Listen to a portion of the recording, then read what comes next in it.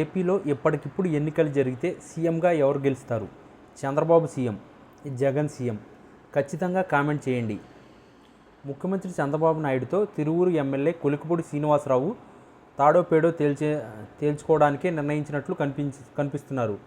Vijayawada MP Kesineni చిన్ని, కొలికిపూడి మధ్య విభేదాలు 2 రోజుల క్రితం బట్టబయలైన సంగతి తెలిసిందే.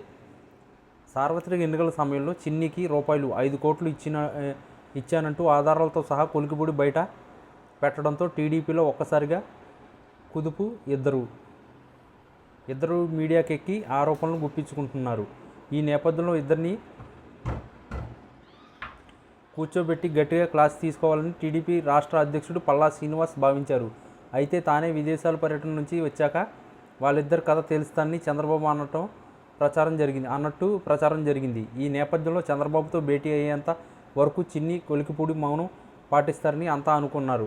కానీ కొలికిపూడి మాత్రం వెనక్కి తగ్గేదే అంటున్నారు. చంద్రబాబు అభిప్రాయంతో సంబంధం లేకుండా కేశినేని బాధితులతో నవంబర్ 2న సమావేశం కావాలని కొలికిపూడి నిర్ణయించడం ఆసక్తికర పరిణామం.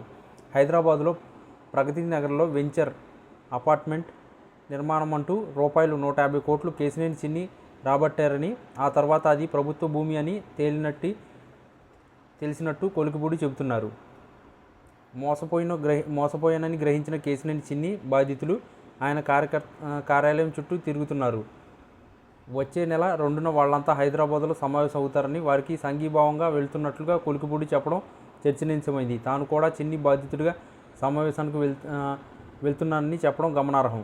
అలాగే కేశినేని చిన్నికి సంబంధించిన కన్సల్టెంట్ కంపెనీలు అట్లాంటిక్లో ఒకే సామాజిక వర్గానికి చెందిన 400 మందిని ఉద్యోగాల్లో నియమించినట్లు కొలికిపూడి చెబుతున్నారు. ఏడాదిగా వాళ్ళెవరికి జీతాలు ఇవ్వడం లేదని, సొమ్మంతా కేశినేని చిన్ని కంపెనీల్లో జమ అవుతున్నట్లు సాఫ్ట్వేర్ ఉద్యోగులు అంటున్నారు.